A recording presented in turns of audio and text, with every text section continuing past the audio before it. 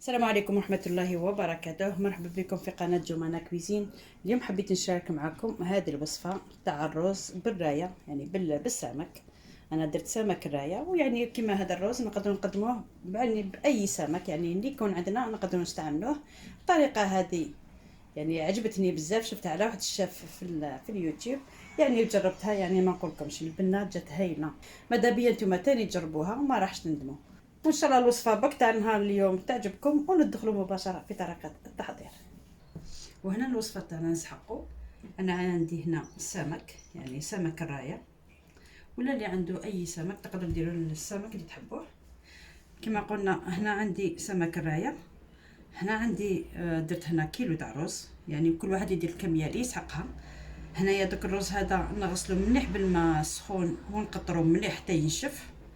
هنا عندي زيت زيتون، عندي لا موتارد، عندي كركم، فلفل احمر حلو، وعندي فلفل اسود، شويه معدنوس مقطع رقيق، وزوج حتى 3 سنينات تاع توم، وعندي حبه بصل مقطع رقيق.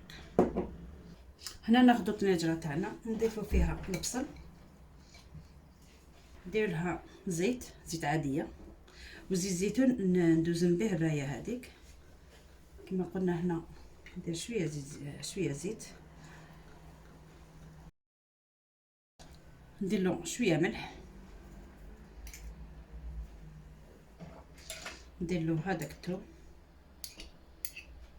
ندير له نصف الكميه، ونخلي شويه الحوت، ندير له المعدنوس هكذا. نخلط جميع المقادير هذه، ندير له شويه كركم، شويه عكري يعني فلفل احمر حلو، عندي فلفل اسود،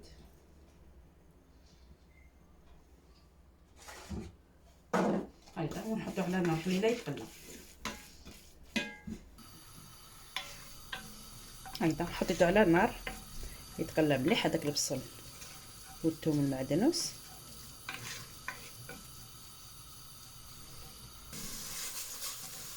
هكذا نبقاو نقلبو فيه حتى يتقلى لي مليح.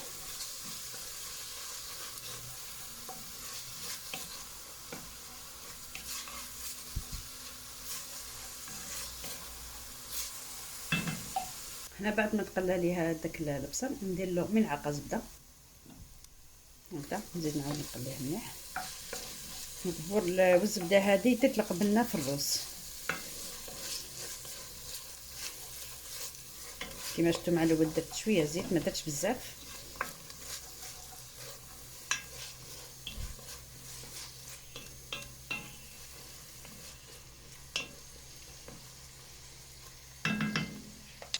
نزيد نرمي له 2 وريقات تاع الرند بعد ما غسلتهم. وهنا نضيف لهم، انا عندي طماطم، هذه البيغي دو طوماط يعني المرحيه. نتوما لا حبيتو تاخذوا طماطم تاع الحبه وتقطعوها رقيقه بعد ما تنحوا لها القشره والزريعه. ما نديروش بزاف، نديرو غير شويه، غير باش نمدوا اللون الاحمر شويه للرز هكذا. خليها تتقلى شويه. هنا غير تقلى لي هذاك البصل، ندير له الماء سخون، ندير له الكميه اللي نسحقوها للرز.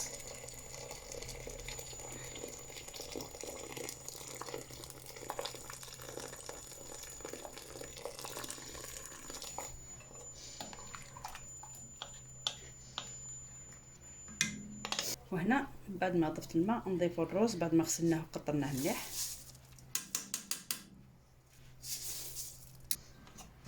هكذا. وهنا كما نعرفوا الرز تاعنا، باش نعرفوا بلي الماء اللي يليق لازم كي نديرو هكذا الماء يجي مو هكذا، يعني بين الرز والماء توصل مو حتى لهكذا هكذا. انا نزيد لها شويه ماء سخون، ولا ديروا طريقه تاع كاس رز بجوج كيسان ماء هكذا. وهنا نشوفوا الرز لصحق الملح، لا ما سحقش، يعني نزيدوا له، نزيدوا شويه هاكا هنا كيما رانا نشوفو غير بدا يغلي لي هكذا. نقصو على النار كامل. هنا ناخذ ورق تاع البابي كليسون، ناخذ فوقو الومنيوم، نسيي نغلقو مليح هنايا باش ما يخرج لناش كاع هذاك البخار تاع الرز. نسيو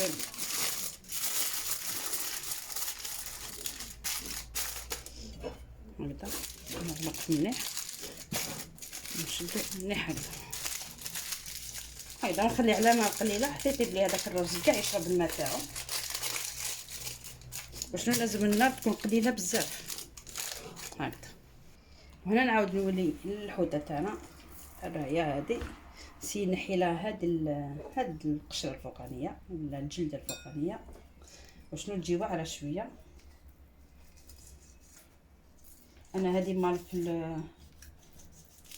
اللي بحالي هو اللي ما فينا فيها باسكو شويه واعره بزاف ماشي شويه.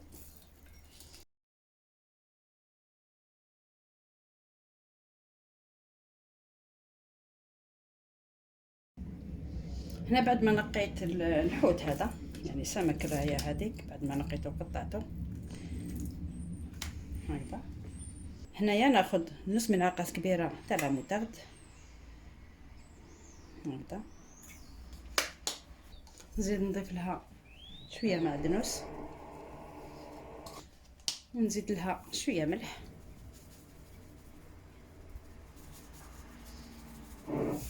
ندير لها شويه الكركم كركيمه، ندير لها لاكري يعني فلفل احمر حلو،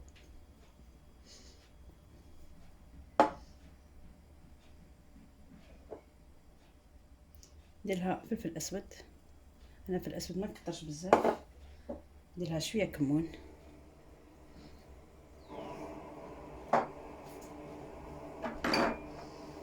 ندير لها شويه توم هذاك اللي فضل لي،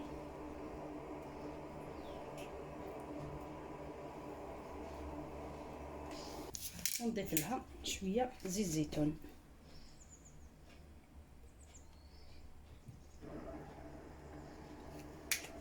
هنا ناخذ كامل المقادير هذه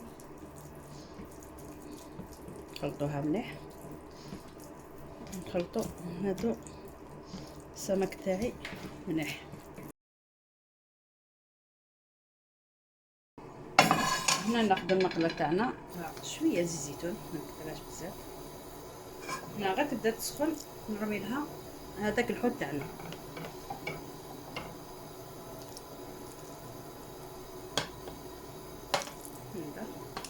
نحمرو على زوج جوايح يعني ما نخلوش يطيب بزاف باسكو راح يزيد يكمل الطياب تاعو مع الرز.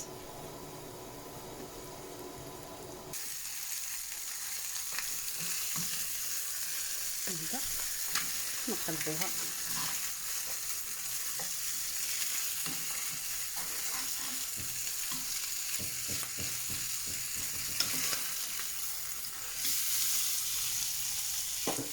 هنا بعد ما تحمر لي شويه نطفي عليه ونروح للرز تاعنا. الرز نفتحو بالعقل يعني مفاتش هكذا. الرز هذاك نخلطو شويه شوفوا كيفاش طاب هكذا، نخلطوه شويه باش ما يتعجنلاش من تحت. ديجا هكذا الرز راه طايب ومازالو توجور على نار قليله، ما طفيتش النار. شوفوا كيفاش راهو حبه بحبه.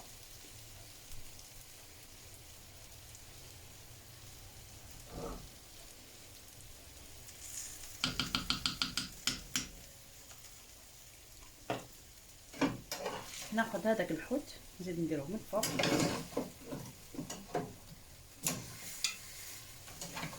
ناخذ الحوت هذاك نديروه من فوق هكذا.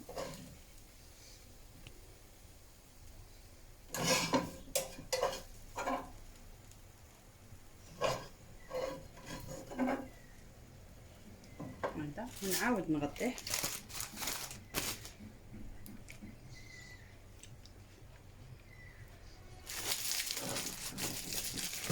نعاود نغطيه مليح، نخلي الحوت هذاك يعاود يكمل طيابو على البخار تاع الرز.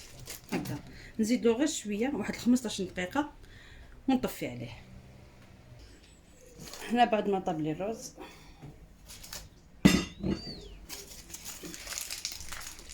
هذا شوف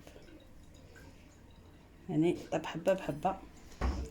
شوف هنا بعد ما نحيتو نحي هذا الحوت، شوف كيفاش كمل الطياب تاعو ديجا بالطريقه.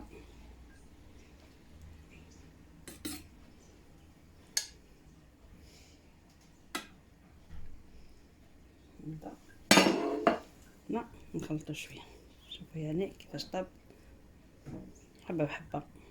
هكذا نحبو نخلطو شويه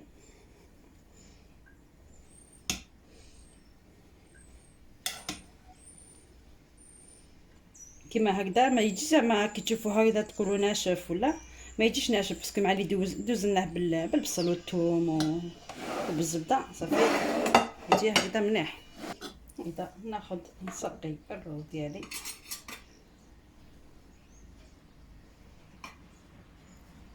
كيما الوصفه هذه شفتها على واحد الشيف في اليوتيوب، عجبتني صافي على بها حبيت، على هذه حبيت نشاركها معكم. هكذا وندير الحوت من فوق.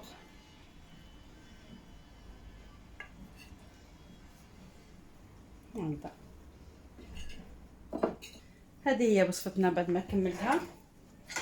كما راكم تشوفوا جات يعني تشهي كيما الحوت تاعنا طايب زبده.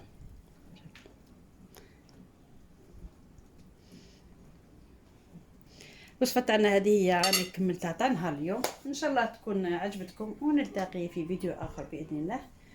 والسلام عليكم ورحمه الله.